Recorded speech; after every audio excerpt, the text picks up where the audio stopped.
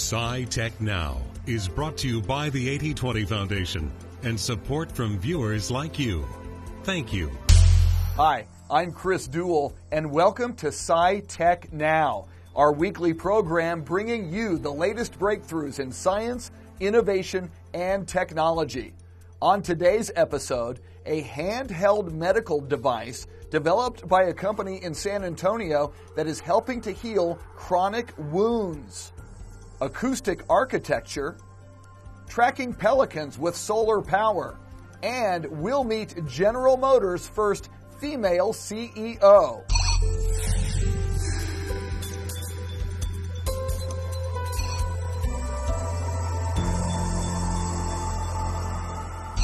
A San Antonio company has developed a remarkable medical device about the size of your smartphone that can oxygenate wounds and ultimately heal chronic wounds, in many cases eliminating the need for amputation. Let's head out to EO2 Concepts and learn more. The problem with chronic wound care is you've got a lot of people that have compromised health, either as a result of age or diabetes, and diabetes is a growing problem. Actually, both are, since we're an aging population. And you get a lot of people with these wounds that don't heal under normal circumstances. So, for example, if you're going out and you get a bandage or something else, you can put that on and you heal.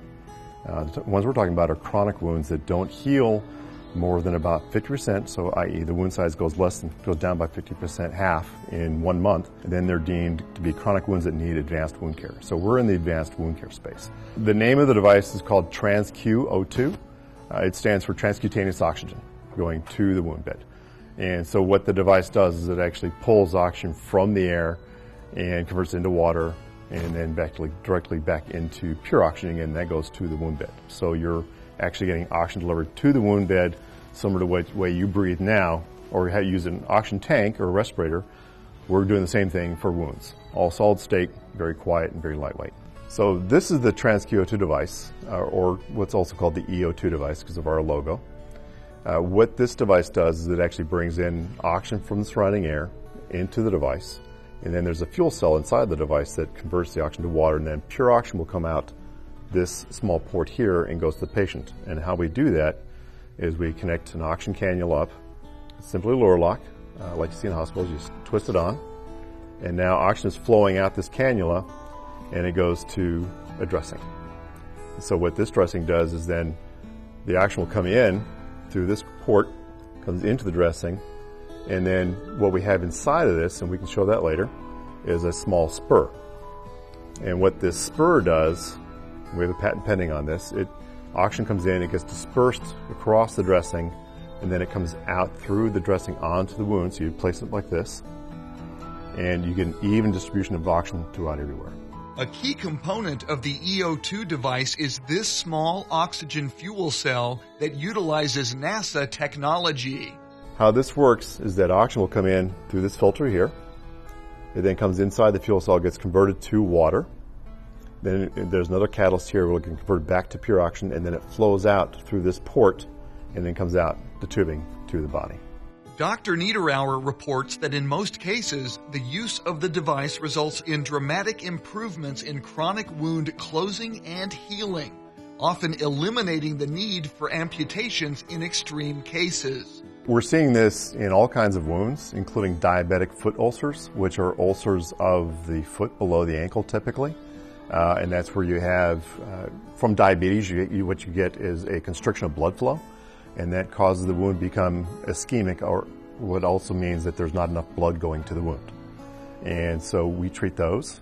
We also treat what's called a venous stasis ulcer, which is the lower leg, where you get a large leg edema, which is a buildup of fluids, and the skin starts breaking down. We're able to treat those. We've also done pressure ulcers, so what people call bed sores. People that are bed-bound or wheelchair-bound, and then also surgical wounds, and we're getting to more acute wounds now, which means wounds that you get surgically induced or trauma, things like that, things that are very recent versus chronic, something that's ongoing a long term. So the difference will be, for example, if you're using just a normal dressing, what happens then when you put a dressing over a wound, and you can see here, most of these dressings, just like, for example, if you go to a local pharmacy store, you can buy a waterproof bandage. That's very similar to what this is. So it's got an occlusive layer on top, a foam inside, and when you put that on your skin, you now have protected the environment. So you're keeping bioburden, bacteria, dirt from getting into the wound, but you're also keeping oxygen from getting the wound. For you and I, that's not a problem, but somebody that has a chronic wound that doesn't have a good blood supply, they've now got an area where the oxygen is compromised getting in from the body. You've now blocked the oxygen source on the outside. So the oxygen side is now starving. So it's just like trying to breathe in a bag for a little while. You start running out of oxygen, you feel it very quickly. Same thing happens in the wound bed. So if you don't have any oxygen from below, that wound can actually get worse and necrose or die. By providing oxygen, now we provide basically oxygen to allow it to breathe again. So you can either say we're supplementing oxygen in to make it work better, or another way of saying is we're removing that oxygen barrier. So there's a barrier, if you don't have enough oxygen, there's a barrier to healing by not having enough. We're supplying that, so now we've removed that barrier. And what's interesting, if you look at the scientific justification by oxygen being in wound healing, what we normally experience as oxygen is sufficient and works very well for everything we do in wound healing, fighting infection, getting new capillaries to grow, new tissue to grow.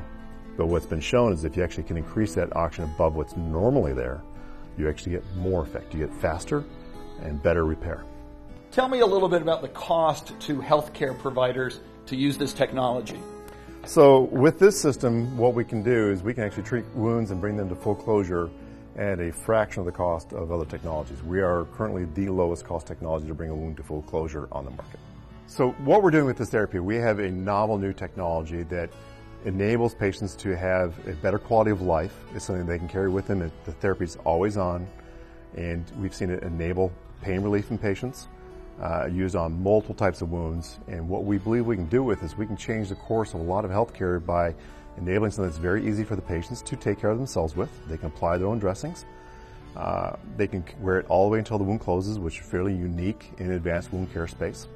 And we can do this at what we've seen in our clinical results in a fraction of the time of other therapies and also a fraction of the cost of other therapies. So not only are we making quality of life better for patients and getting them back to their normal operating quality of life again, being able to be mobile and working and productive members of society or happy members of society, but also we're saving the system money by reducing the time to get these patients out of the healthcare system and back to normal life and reducing the cost to do so in getting there.